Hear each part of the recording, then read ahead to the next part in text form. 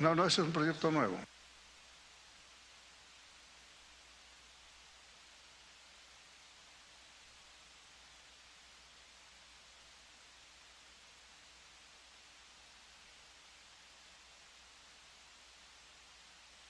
Jorge, sí, adelante, por favor, del señor de Castillo. A ver. Sí, eso no lo hemos metido. A ver, vamos a ver lo siguiente. El proyecto original hablaba de incremento, ¿no?, de la recaudación, y eso lo observamos porque el incremento hubiera significado, por ejemplo, aumentan el precio de los minerales, se aumenta la recaudación y aumentaban los recursos propios de SUNAT. Y eso no estaba bien. Entonces, eso ya ha sido eliminado, estamos de acuerdo. Pero ahora han puesto vinculadas a la formalización. Y la formalización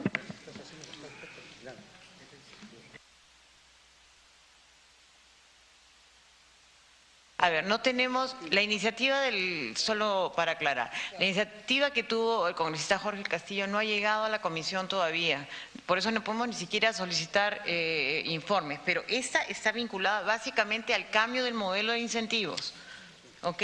El cambio del modelo de incentivos, hemos quitado justamente el incremento de la recaudación porque lo que queremos evitar es que se sancione, o que la actitud sea siempre perseguir y acotar al contribuyente y buscarle los 3 pies al gato para ver dónde está la falla y decirle ya, sanción. Acá no, es ayudarlo a la formalización. Si va a la formalización y a la ampliación de la base tributaria, nosotros estamos enhorabuena el incentivo, en contra de que sea un incentivo económico por capturar más recaudación.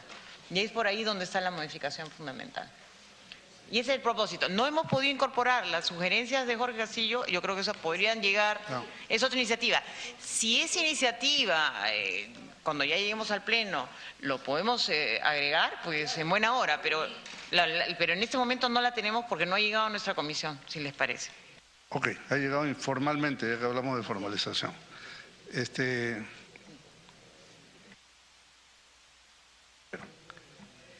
Bueno, se han recogido las observaciones en parte de lo que hicimos la vez pasada, especialmente al retirar el concepto de incremento de recaudación, que era importante.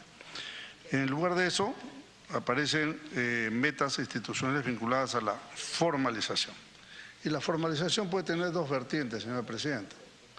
El trabajo de SUNAT, ¿no?, esmerado, en fin. Y también podría ser a consecuencia de una norma, ¿no?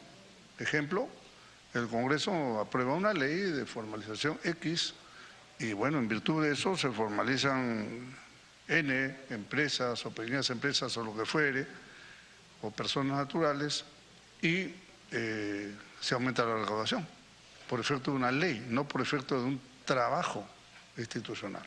Ahí es donde yo veo la diferencia, ¿no? Si es que eso podría mejorarse si es que se pone el concepto de que este incremento es generado directamente por las acciones de la entidad, no por una ley o por un aumento de precios, ¿no? Entonces, agregando el concepto de que hayan sido generados directamente por las acciones propias de la entidad, yo estaría de acuerdo en ese artículo. ¿Ya? Permítame pasar a lo siguiente. ¿Me permite contestar? No. Como ve usted, está justamente lo que usted dice, ¿no? Entre los objetivos, las medidas institucionales se facilita la facilitación y las medidas tendientes a la formalización de los contribuyentes y la ampliación de la base tributaria.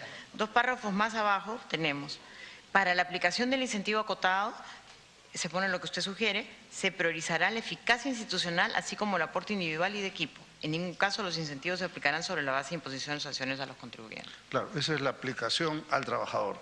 O sea, la eficacia claro, institucional, a eso claro, es lo que usted está refiriéndose, ¿no? Claro, pero eso es, para la aplicación del incentivo, o sea, es para darle al trabajador, o sea, tú hiciste una estupenda labor en esto y te has ido al Brain y has conseguido lo que no había, ¿no? O te has ido a la frontera no sé dónde y la lograste, tienes un incentivo y me parece absolutamente justo y necesario. Lo que yo digo es en la parte conceptual inicial, ¿no? La formalización per se puede tener, digo, dos vertientes: el trabajo de la institución y la dación de una ley, por ejemplo, un decreto de urgencia N. Entonces no hay ningún esfuerzo institucional, simplemente como se dio la ley tal, ahora, yo qué sé, mañana los mototaxistas pagan tal cosa, a eso me refiero, ¿no? Creo que, ¿cómo se puede resolver eso?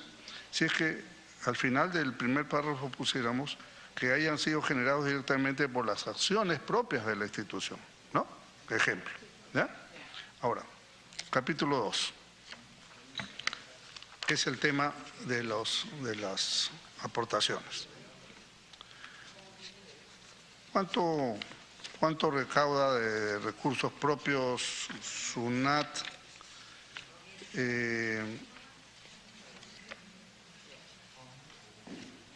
A ver, son...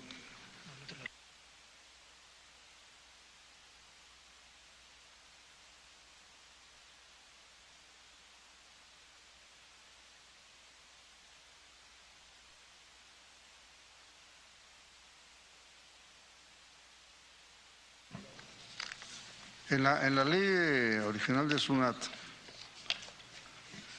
se plantea que, me refiero al artículo 13, ¿no?, de la ley de SUNAT, que es la 29816. Son recursos propios de SUNAT el 1.5% de los tributos y aranceles, el 1.6% de los otros tributos que recauda la SUNAT. Yo no tengo observación a eso.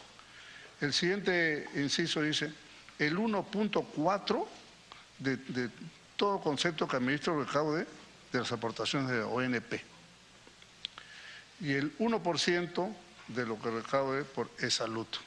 Y el siguiente párrafo le da para eSalud 0.4 más en caso se cumplan algunos requisitos. En la práctica, 1.4 de esta cobranza. Me gustaría saber, señora Presidenta, cuál es el costo de SUNAT para eso, ¿no es cierto? ¿Por qué? Porque esto es el dinero que sale de las planillas, o sea, sale acotado automáticamente, se supone que va. Teóricamente debe ser fácil, pero me gustaría conocer qué costo es eso. Pero todos estos ingresos representan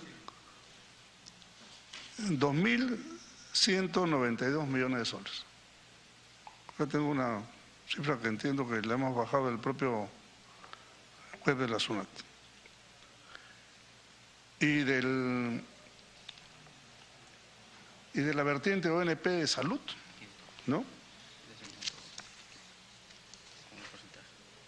Ya. Tenemos 145 millones. 95 por salud, 50 por ONP, 145 millones. Esto fue registrado en el año 2016. Entonces quiere decir plata de asegurados y plata de jubilados en estos montos están yendo a SUNAT. ¿Es una cifra justa? Yo creo que hay que revisar. En el proyecto que hemos presentado, que todavía no ha sido pasado, en fin, por la burocracia parlamentaria, claro, pues si se entrega el viernes, estamos miércoles y no llega acá, que es de la oficina del costado acá, o sea, está a 20 metros y demora 4 días, ¿cómo puedo llamar a eso? ¿No? Entonces, no ha tenido que ir a ningún ministerio, podría pasar de aquí, de allá a acá. Si pasa rápido, tendrían que renunciar 5 funcionarios que ponen sellos. Todo lo que ponen sellos en el camino. Entonces, el tema, señora Presidenta, es que nosotros hemos estimado una reducción de esas aportaciones de salud y y no solamente eso, sino hemos planteado la derogación del artículo 12. ¿Qué cosa dice el artículo 12? Uno es la bonificación genérica que corresponde a 2 sueldos por año, me parece bien.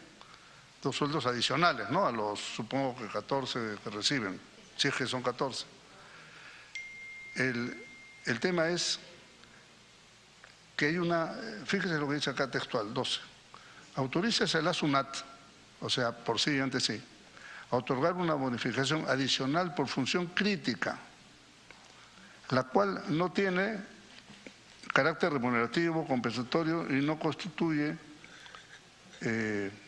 base de cálculo. Esto es por función, ¿qué cosa es función crítica? Y creo que por una parte habla de riesgo, si no me parece, ¿no? Y se otorgará solamente en función del trabajo crítico o riesgo efectivamente realizado. ¿Cuál es el riesgo? Claro, si va un recaudador yo qué sé, a la punta del cerro, tiene un riesgo, ¿no? Pero el que está sentado aquí no tiene ningún riesgo. Entonces, pero también implica no sabemos además cómo se reparte esta plata. O sea, cuánto y cómo.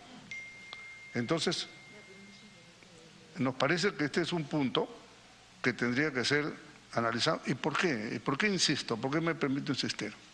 Usted quizás recuerde que cuando vino el primer ministro y el ministro de Economía, yo le planteé lo mismo, en la comisión permanente creo que fue. Y ellos aceptaron que este tema se iba a revisar. Y han pasado varios meses y no han presentado ninguna alternativa. Y más bien viene esta otra, ¿no? Con la que con las correcciones no estoy en contra. Solamente digo que hubiera sido una estupenda oportunidad resolver todo junto, ¿no?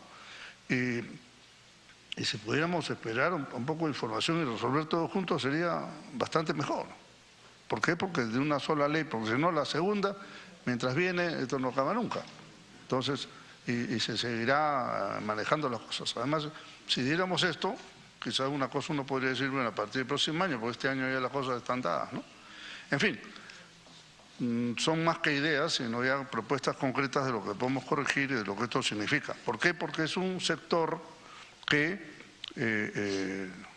bueno, muy bien, creo que es una institución seria, respetable, no tengo un pero que ponerle. Bueno, tengo algunos peros, pero no no al nivel de Toledo que decía barbaridades de la SUNAT en su momento.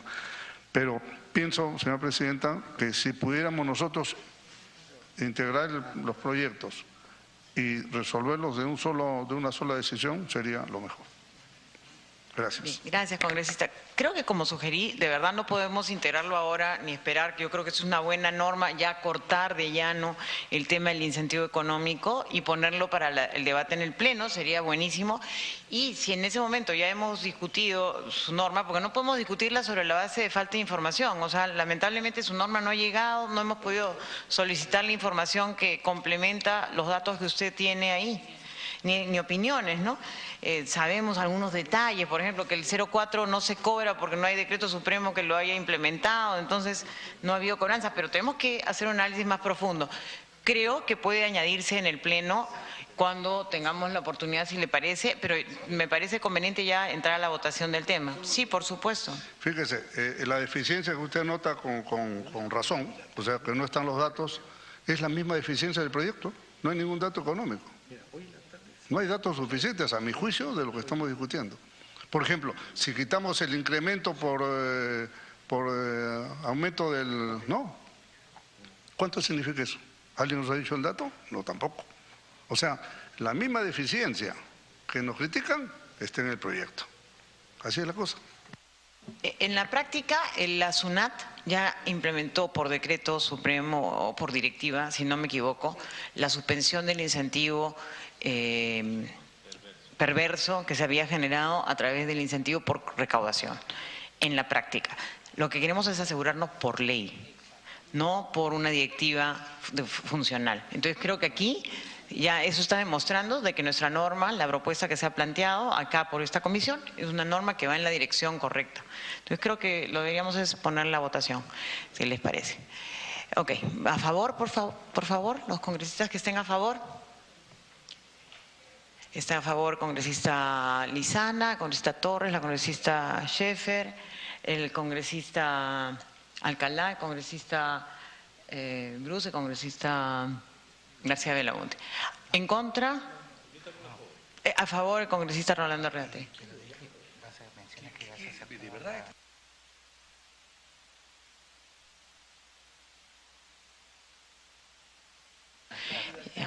Por si acaso aclaro de que sí estamos incluyendo el texto del congresista de Castillo, ¿no? en ese primer acápite. ¿A favor y en contra alguno? Y abstención por parte del congresista del Castillo. Entonces, por mayoría fue aceptada la norma. De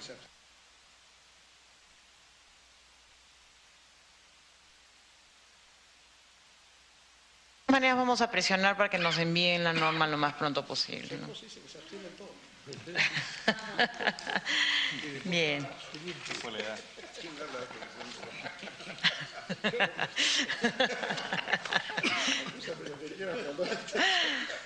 Ay, qué bueno. Perfecto.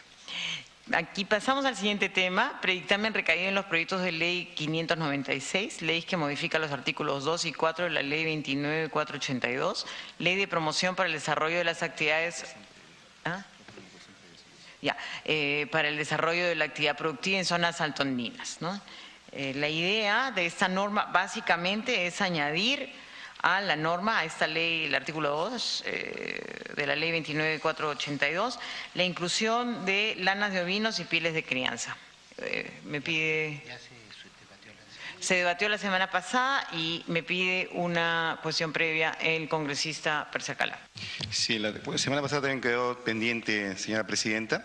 Bueno, ¿qué es lo que se busca con este proyecto? Es incluir la actividad del ecoturismo como actividad beneficiaria por la ley 29.482, que es la ley de promoción para el desarrollo de las actividades productivas en zonas altoandinas, y pese a que existen opiniones favorables por parte del Ministerio de Industria y Turismo y igualmente del Ministerio de Agricultura, se viene trabajando con la Dirección General de Estrategia Turística y Dirección General de Política de Desarrollo del MICENTUR para incluir en el proyecto normativo al turismo rural comunitario, por lo que solicito se tome en consideración estas coordinaciones y sea postergado el debate para una próxima sesión. Bien, entonces, si les parece, lo mantenemos en cuestión previa y mantenemos el cuarto intermedio. Sí, de acuerdo. Gracias, estamos de acuerdo. Seguimos con el siguiente predictamen. Es el recaído en el proyecto de ley 626-2016 que propone la ley que establece las alertas educativas para la micro y pequeña empresa.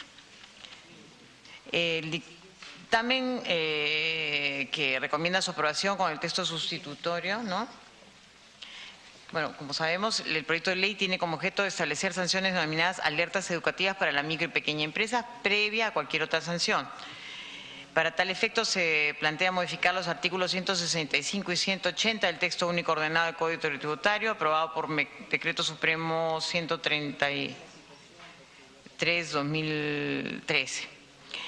Debe señalarse que existen 75 infracciones y hay 1.589.597 microempresas y pequeñas empresas. Las micro están consideradas hasta con ventas de 607.500 y las pequeñas empresas tienen ventas superiores a 607.500 soles hasta 6.885.000. La opinión del Ministerio de Economía es negativa, mientras que el Ministerio de Producción tiene una posición favorable.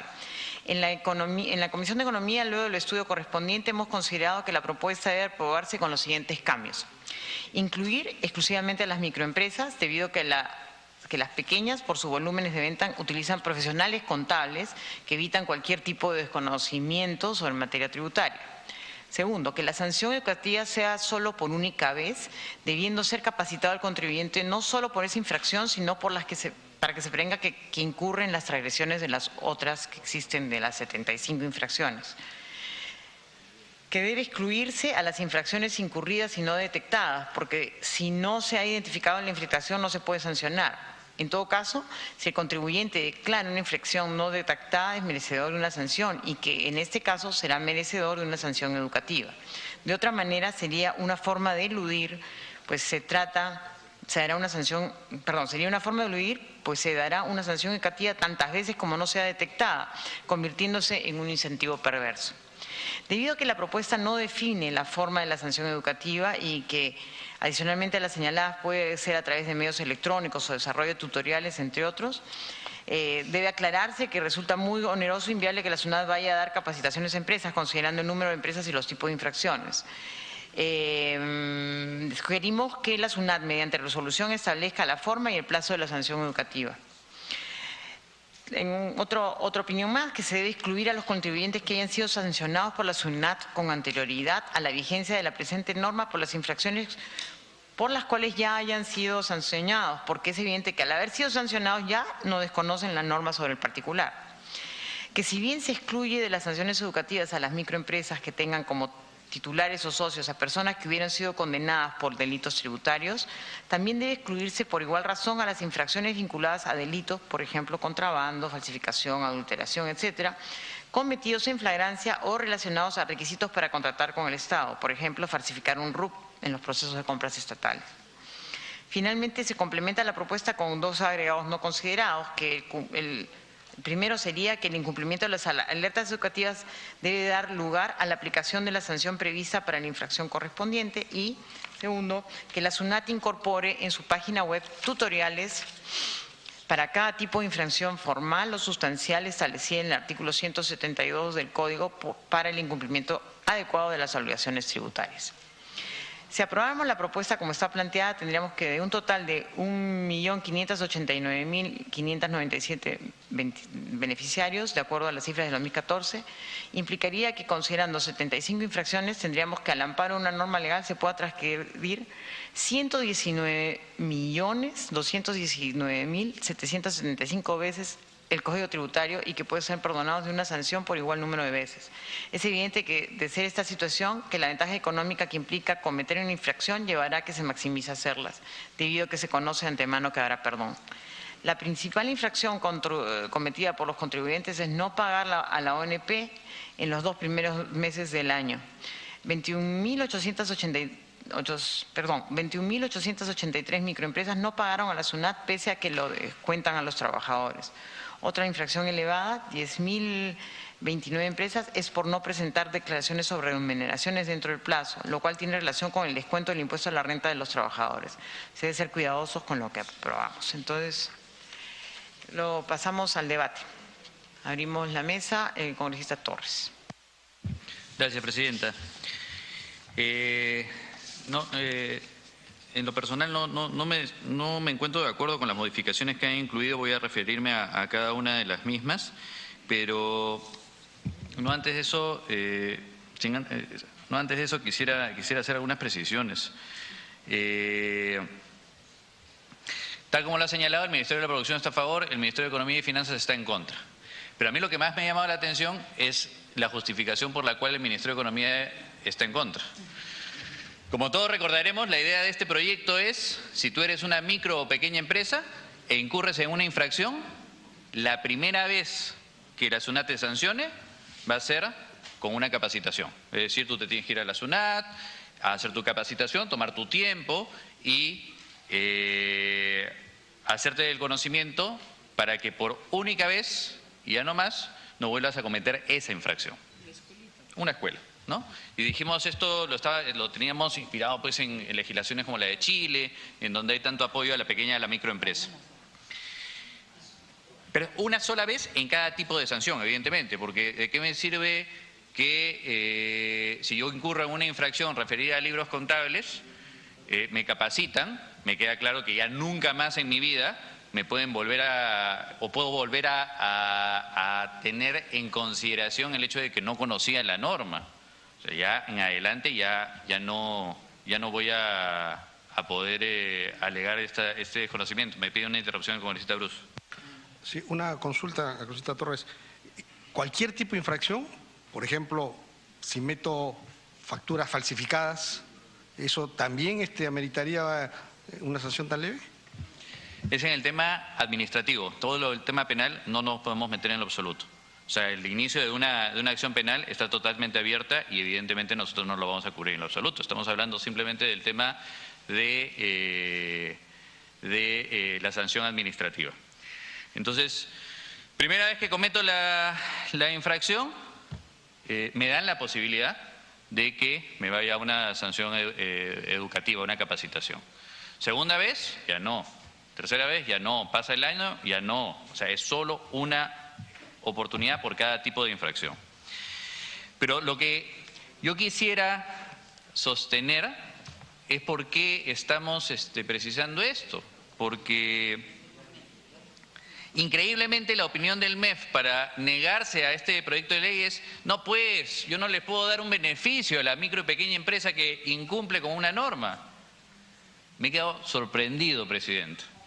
O sea, ahora resulta que dar una capacitación a un pequeño o microempresario es un beneficio. Que yo supiera, eso es una obligación del Estado, capacitarlos. Y es una obligación más importante aún del Estado si es que, por ejemplo, tomamos en cuenta algunos datos que son relevantes, ¿no? Y los hemos compartido en la anterior sesión. Oigan, acá una micro pequeña empresa requiere prácticamente de un mes para cumplir con sus obligaciones formales. O sea, yo le tengo que decir al bodeguero, por ejemplo, ¿sabes qué? Un mes del año cierra tu negocio porque tienes que cumplir con todas las obligaciones formales que correspondan. De hecho, se han detectado más de 75 o cerca de 75 obligaciones formales. Entonces, ayer nos enfrancábamos en la Comisión de Producción con una discusión con el congresista Olechea, válida. El congresista Olechea nos decía, por cierto, ayer en la Comisión de Producción se aprobó el dictamen, el congresista Olechea nos decía: oigan, pero es que en vez de dar esto tenemos que arreglar el sistema. Sí, totalmente de acuerdo. ¿Cuándo? Ahorita lo que tenemos es un sistema desastroso, un sistema en el cual es totalmente perjudicial para una micro y pequeña empresa. Es imposible de cumplir. Necesita un mes para poder dedicarse a obligaciones formales. O sea, y vamos a decirle que no le podemos dar como primera sanción una capacitación en vez de que le cierren el local o en vez de que le cierren o le decomisen sus bienes. Ayer hablábamos y decíamos, no sé si tengo el dato por acá, sí, existen más de 600.000 normas vigentes. Más de 600.000 normas vigentes, imagínense. Es más, en una hora, en lo que va de esta sesión, vale decir casi 2 horas, ya 16 regulaciones han sido aprobadas aplicables a la MIPE. O sea, es una locura, pues. De hecho, un ciudadano requeriría como mínimo 10 años para conocerse la legislación que le corresponde a efectos de aplicarla. Entonces, yo sé, habiendo tenido una formación jurídica, de que se reputa que toda la norma es conocida y eso no lo vamos a poder cambiar. Es evidente para un ordenamiento natural asumir de que toda norma es conocida, pero también tenemos que ser realistas, pues. El micro, el pequeño empresario no está en la misma condición que una mediana o una gran empresa. Una mediana o una gran empresa tiene grandes abogados, grandes estudios de abogados que lo informan permanentemente, lo asesoran para que no cometa los errores. ¿Qué es lo que está buscando este proyecto? Es corregir esa asimetría y decirle al micro y pequeño empresario: oigan, si a ti se te encuentra algún tipo de infracción, lo primero que vamos a hacer es capacitarte para que no lo vuelvas a emitir. Solamente un dato curioso por si nos queda la duda de qué tan difícil puede ser para un pequeño microempresario cumplir con las normas. ¿Saben cuántas veces el Código Tributario, la Ley del Impuesto a la Renta y el IGB se han modificado? Más de 1000 veces. Imagínense, pues, un microempresario conociendo más de 1000 modificaciones de la norma. El dictamen, presidenta, no incluye a las pequeñas empresas. Acá sí tengo que hacer una observación de carácter constitucional, porque la Constitución, y es en virtud de eso que se hace este proyecto de ley, establece en su artículo 59 que el Estado estimula la creación de riqueza y el Estado brinda oportunidades de superación a los sectores que sufren cualquier desigualdad. En tal sentido, promueve las pequeñas empresas. No habla de las microempresas, habla de las pequeñas empresas. Y esta ya es una discusión en la que nos hemos centrado en otras oportunidades. No puedo hacer distinción entre micro y pequeñas empresas. Tranquilamente pueden interponer una acción de inconstitucionalidad y llevarlo a que estamos haciendo una distinción que no corresponde. ¿Por qué no las grandes? ¿Por qué no las medianas? Porque el artículo 59 establece expresamente que el Estado tiene que promover a las pequeñas empresas. Y pequeñas empresas son micro y pequeñas. Entonces, quedarnos solamente con las micro no encuentro el asidero constitucional que corresponda. Lo que sí me parece interesante es que, y se nos había pasado seguramente porque al momento de presentar el proyecto no estaba, deberíamos incluir el régimen MIPE tributario. O sea, están acá incluidos el RUS, el RER, el régimen general, pero el régimen que ha creado el Ejecutivo, del régimen MIPE tributario, también debería estar incluido.